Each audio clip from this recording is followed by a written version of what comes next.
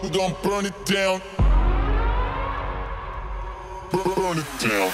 I killed it, it's murder. I killed it, it's murder. I killed it, it's murder. I killed it, it's murder.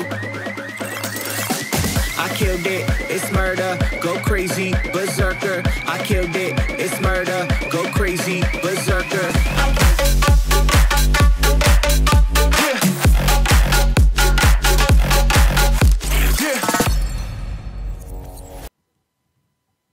Alright guys, hope you enjoyed that little intro there. So it's weird that I'm doing a voiceover again, haven't done this in a long time, but with these kinds of videos it's really the most efficient. So as you can see, I am starting off with the Kat Von D Lock-It Foundation. I am wearing the shade Light 42 Neutral. It is not their lightest shade actually, but it is one of the lightest shades in the collection. So if you want something more light than this, she actually even has a white shade and a white concealer, which I honestly wish that I had the white concealer at this moment. And just blending a little bit of my Sephora Bright Future Serum Concealer in the shade Bavarian Cream over it just to kind of melt it into the skin, but using the NYX Jumbo Pencil in Milk to just kind of lighten it a little bit so that it still adds that dimension to my face.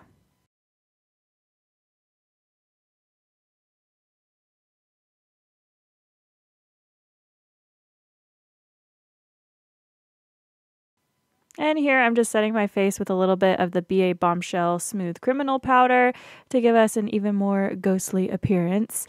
And drinking some coffee. And then I'm just spraying my face with a little bit of the MAC Fix Plus to kind of set all those powders in place, make it look like my skin again. And then going in and priming my eyes with the Too Faced Shadow Insurance.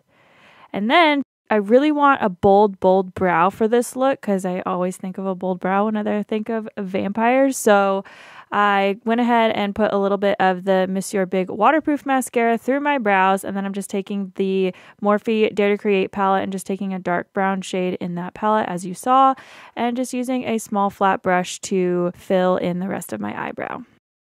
And from those three shadows that I just showed you there, I'm actually just kind of mixing them all together to get kind of this red, bloody, irritated look around the eyes. And then I'm using my Maybelline Eye Studio Gel Liner to just fill in a good black base. And I'm actually using the Edge. This is a cream shadow brush from Sephora, and I'm using it to apply it flat onto the lid and then stippling it up over the red eyeshadow and then going in with a black eyeshadow. This one is from the Sephora Pro Cool Toned palette, and just setting that in place.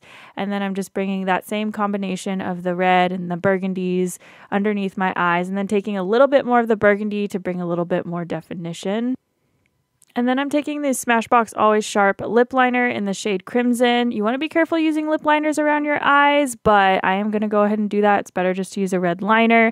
And then I'm just applying some mascara and fake lashes. Use whichever ones are your favorites, not super particular. And then going in with this Kevyn Aucoin, the Contour Book Volume 2, and I'm just using the powder contour shade. I wanted something that wasn't very bronzery, that didn't have a lot of warmth to it. I wanted it to look very deathly. And so I'm just bringing that all into the natural hollows of my cheeks, and as you saw, I brought it down underneath my cheekbone and then down on the sides of my mouth. That will give you a much more chiseled and deathly look, kind of like that more skull shape. And then I just highlighted with the Pacifica Ethereal highlighter and just put that on all the high points of my face. And then I went in with the Givenchy. This is like their new formula. It's the Le Rouge Liquid in the shade 412. We're going to go with that. And then I just took a little bit of the Dior lipstick in the shade 992 Poison Purple and blended that over it. And now I'm taking my Temptu. This is an alcohol activated paint palette. Obviously, you want to be very, very careful using alcohol activated paints around your eyes. I did not get very close to my eyes at all. I kept it towards the base of the eyeshadow and then just drew it out towards the rest of the face. Basically, the easiest way to create realistic veins is honestly to not try too hard. Like, just kind of let your hand glide across your face how it naturally would, and use a very, very, very light hand because you want the lines to be as faint as possible. However, I did go over it with a little bit of translucent powder, as you can see here, and I just used the Laura Mercier good old loose translucent powder and pack that over it just to kind of make it look a little bit more underneath the skin. And now, as you can see, I'm using a handy dandy little thing called blood scab. No, not scab blood, blood scab. It's from Party City. I thought I'd keep it nice and easily accessible to you guys. It worked pretty well. It's pretty sticky around the eye area. Don't put it in your eyes, but I didn't find it to irritate my eyes at all.